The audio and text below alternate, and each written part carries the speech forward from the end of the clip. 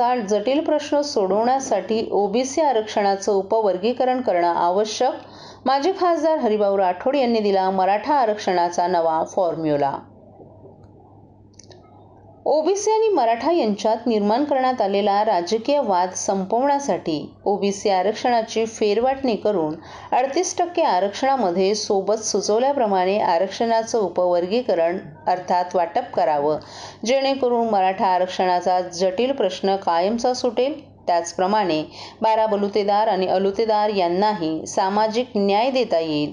सर्वोच्च न्यायालयाच्या इंदिरा साहनी विरुद्ध भारत सरकार या न्यायनिवाड्यामध्ये 9 न्यायाधीशांच्या खंडपीठानं अधोरेखित केले की 92 प्रमाणे एखाद्या राज्य सरकारनं ओबीसी आरक्षणाचं सब कॅटेगरीशन उपवर्गीकरण करून 38% आरक्षणाचे फेरवाटप केल्यास ते वैध राहील, न्यायोचित राहील. 2017 केंद्र सरकारनं याबाबत जस्टिस रोहिणी आयोग नेमलं होतं. या आयोगाचा उद्देश देखील ओबीसींचं विभाजन करण्याचाच होता, असा नवा फॉर्म्युला ओबीसी नेते माजी खासदार हरिभाऊ राठोड यांनी मांडलाय. मराठा आणि ओबीसी आरक्षणावरून राज्यात सध्या रणकंडन माजलं आहे. या पार्श्वभूमीवर हरिभाऊ राठोड यांनी आज ठाण्यात पत्रकार परिषद घेऊन आपला फॉर्म्युला मांडलाय. राज्यामध्ये मराठा आरक्षणाची मागणी तीव्रतेनं होत आहे. गेले दशकभर लाखोंचे मोर्चे, अनेक आंदोलनं, उपोषणं आणि निदर्शनं होत असताना जरांगे पाटील यांच्या उपोषणानंतर मराठा समाजातील आरक्षणाची मागणी अधिकच तीव्रतेने जाणवत असल्याचं त्यांनी सांगितलं. राज्यातील कायदा आणि सुव्यवस्था बिघडण्याची परिस्थिती निर्माण झाली आहे. 2016 आणि 2018 दोनदा राज्यात कायदा करून मराठा समाजाला आरक्षण देण्याचा प्रयत्न झाला, परंतु सर्वोच्च न्यायालयात या आरक्षणाला मान्यता मिळाली नाही आणि दोन्ही वेळेस दोन्ही कायदे अवैध ठरवण्यात आले. ओबीसी आरक्षणाला धक्का न लावता संविधानिकरित्या आणि टिकाऊ आरक्षण देण्यात यावं. दरम्यानच्या काळात 12 बलुतेदार समाजानं देखील ओबीसी आरक्षणातून स्वतंत्र आरक्षण द्यावं अशी मागणी सुरू केली आहे. अलीकडे केंद्र सरकारनं पंतप्रधान नरेंद्र मोदी यांनी 12 बलुतेदार समाजाला विश्वकर्मा असं नाव दिले. यामध्ये 13 जातींचा समावेश होतो. हा समाज परंपरागत व्यवसाय करणारा समाज म्हणून ओळखला जातो. राज्यातील अलुतेदार समाजापैकी तेली, माळी, भंडारी आणि आगरी या समाजाची सुद्धा मागणी पुढे आली असून मराठा समाजाला जर वेगळं आरक्षण सरकार देणार असेल तर त्यांचाही या प्रवर्गाला वेगळ्या आरक्षणाची मागणी पुढे येते. राज्यातील SBC या प्रवर्गाला 2% आरक्षण राज्य सरकारनं दिलं आहे, परंतु हे देत असताना 50%च्या वर आरक्षण त्यांना दिलं असल्यामुळे त्यांची सुद्धा मागणी 50%च्या आतील संविधानिक आरक्षण देण्याबाबतची आहे. त्याचप्रमाणे त्यांचं 2% आरक्षणाला एका व्यक्तीनं आव्हान दिलं असून मुंबई उच्च न्यायालयात हे प्रकरण विचाराधीन असून ते कुठल्याही क्षणी हे आरक्षण असंविधानिक ठरवून अवैध घोषित करण्याची शक्यता असल्याचंही त्यांनी सांगितलं. राज्यात बांटी आयोगानं ओबीसींचा एम्पिरिकल डाटा गोळा केलाय. त्यांच्या सर्वे आणि अहवालानुसार राज्यात 37.88% ओबीसी आहेत. याचाच अर्थ आपण राज्यात ओबीसींना 38% आरक्षण देऊ शकतो. दरम्यान राज्यामध्ये आणखीन एक जटिल प्रश्न राजपूत भामटा या समाजाचा आहे. भामटा हा शब्द अपमानजनक असून अप्रतिष्ठित करणारा असल्यामुळे या समाजाची मागणी भामटा शब्द वगळण्याची असून भामटा हा शब्द वगळण्याची आवश्यकता असून राजपूत समाजाला ओबीसी यादीत अंतर्भाव करून त्यांना ओबीसींचं आरक्षण देणं आवश्यक असल्याचंही राठोड यांनी सांगितलं.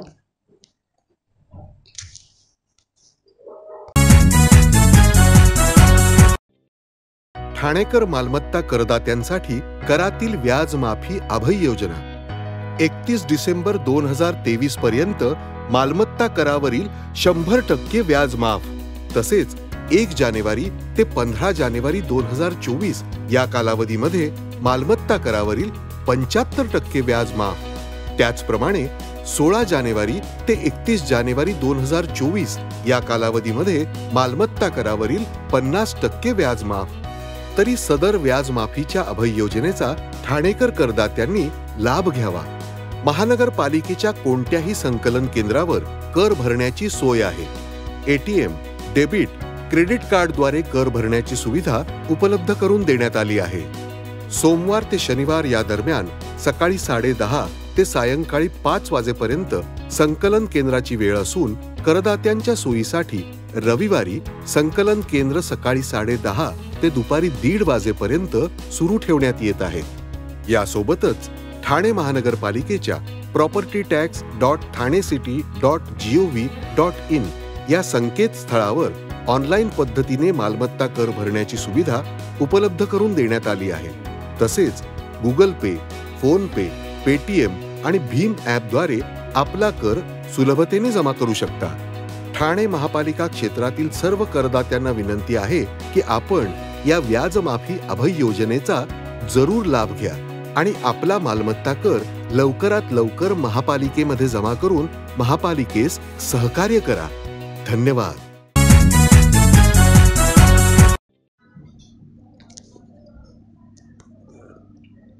अंमली पदार्थांचं सेवन करून आयोजित केलेली रेव पार्टी एका विदेशी बाबाला आदरांजली वाहण्यासाठी आयोजित केल्याचं तपासात निष्पन्न.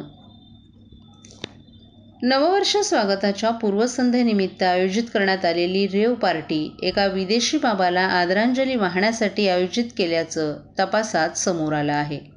तसंच समाज माध्यमांवर बनवण्यात आलेल्या पोस्टरवर काही परवलीचे शब्द वापरण्यात आले होते. त्यानुसार अंमली पदार्थांचं सेवन करणारे तरुण त्या ठिकाणी जमले होते.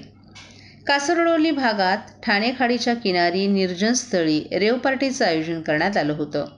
ठाणे गुन्हे अन्वेषण शाखेचे वरिष्ठ पोलीस निरीक्षक विकास घोडके, सहाय्यक पोलीस निरीक्षक भूषण शिंदे यांच्या पथकानं या ठिकाणी धाड टाकून रेव पार्टी उद्ध्वस्त केली होती. या कारवाईमध्ये पोलिसांनी तेजस कुबल आणि सुजल महाजन यांना अटक केली आहे, तर 95 जणांनाही ताब्यात घेतलं होतं.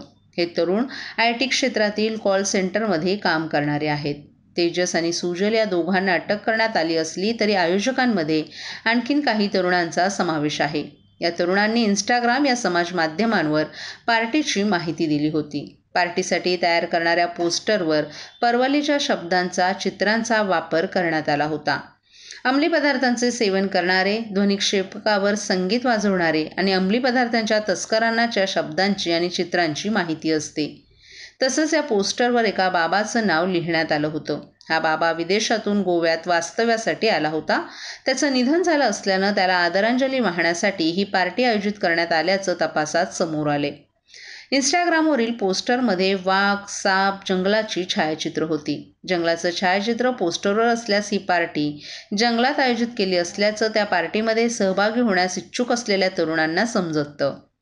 तसंच असे अनेक परवलीचे शब्द, छायाचित्र तस्करांकडे असते अशी माहितीही सूत्रांनी दिली आहे.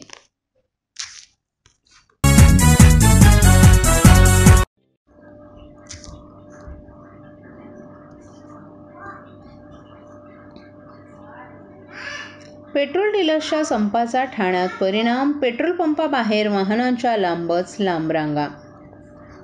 पेट्रोल डिझेलची वाहतूक करणाऱ्या डीलर्सनं पुकारलेल्या संपाचा परिणाम आज सकाळीच ठाण्यात जाणवू लागला.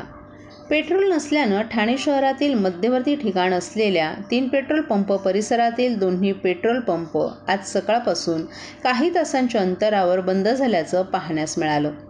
त्यामुळे इतर पेट्रोल पंपावर वाहन चालकांनी धाव घेतल्यानं तिथे विशेष करून दुचाकी वाहन चालकांची तोबा गर्दी झाली होती. तसंच वाहन चालकांनी पेट्रोल गाडीत टाकण्यासाठी लांबच लांब रांगा लावल्याचंही प्रखरपणे दिसून आलं. शहरातील इतर ठिकाणी असलेल्या पेट्रोल पंप धारकांकडे स्वतःचे पेट्रोल आणणारी वाहनं असल्यानं त्या पंपांवर पेट्रोल उपलब्ध होतं. त्या ठिकाणी वाहन चालक गाड्यांच्या टाक्या फुल करत बाटल्या आणि कॅनमध्येही पेट्रोल नेताना दिसून आले. सोमवारी पेट्रोल वाहून नेणाऱ्या डीलर्सनं संप पुकारल्यानं आज सकाळीच 3 पेट्रोल पंप येथील पेट्रोल संपल्यानं एक पंप बंद झाला. त्यानंतर काही अंतरावर असलेला आणखीन एक पंपही बंद करण्याची वेळ त्या पेट्रोल पंप धारकावर आली. तर जे पेट्रोल बंद झाले त्या पेट्रोल पंपाच्या ठिकाणी ओन्ली डिझेल असे बोर्डही लावण्यात आले. तसंच पंपावरील कर्मचारी येणाऱ्या वाहन चालकांना पेट्रोल संपल्याचं सांगतानाही दिसून आले. जोपर्यंत पेट्रोल आणि डिझेल आहे तोपर्यंत पंप सुरू राहतील, त्यानंतर मात्र ते बंद करावे लागतील असा सूर पेट्रोल पंपावरील कर्मचाऱ्यांनी लावला होता. काही ठिकाणी पेट्रोल संपले आहे हे समजल्यानं तातडीनं गाडी घेऊन काहींनी पेट्रोल पंपांवर धाव घेतली आणि थेट गाडीची टाकी फुल केल्याचं वाहन चालकांकडून सांगण्यात आलं. आज पेट्रोल संपल्यावर उद्या पेट्रोल मिळेल की नाही या भीतीनं काही वाहन चालक नामी शक्कल लढवतानाही दिसून आले. कोणी वाहन चालक जवळच गाडी बंद पडली आहे सांगून पेट्रोल बाटली तसंच कॅनमध्ये भरून नेतानाही दिसून आले.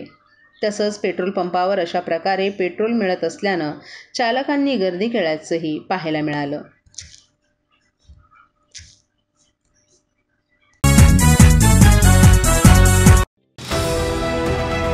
TJSB सौर शक्ती कर्ज गो ग्रीन, करा वीज बिलावर बचत. आकर्षक व्याजदर, 84 महिने परतफेड कालावधी, 80% लोन, व्यावसायिक आणि उद्योजकांकरता सुद्धा. अधिक माहितीसाठी तुमच्या जवळच्या शाखेला भेट द्या किंवा संपर्क साधा. 1800-223-466 आणि 1800-266-3466.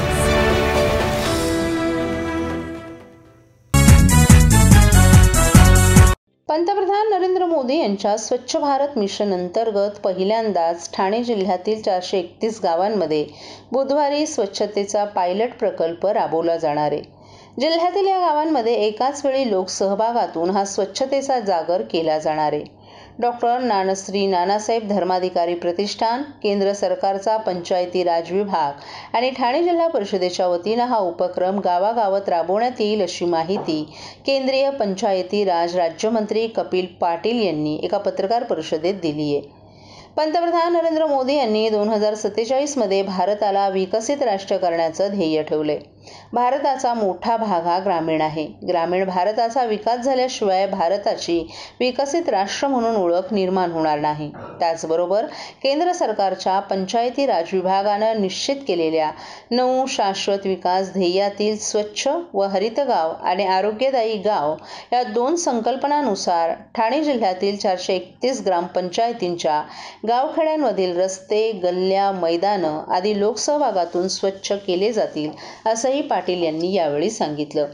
जिल्हाधिकारी कार्यालयाच्या समिती सभागृहात घेतलेल्या पत्रकार परिषदेत ते बोलत होते. यावेळी ठाणे जिल्हा परिषदेचे मुख्य कार्यकारी अधिकारी मनोज जिंदल, अतिरिक्त जिल्हाधिकारी मनीषा जायभाये आदी मान्यवरही उपस्थित होते. पहिल्यांदा आपण हे स्वच्छता अभियान राबवूया. मग कधी राबवूया? तर नवीन वर्षाचा काहीतरी संकल्प एक आपण करत असतो, म्हणून माझ्या मनामध्ये आलं की आपण 1 जानेवारीला राबवूया.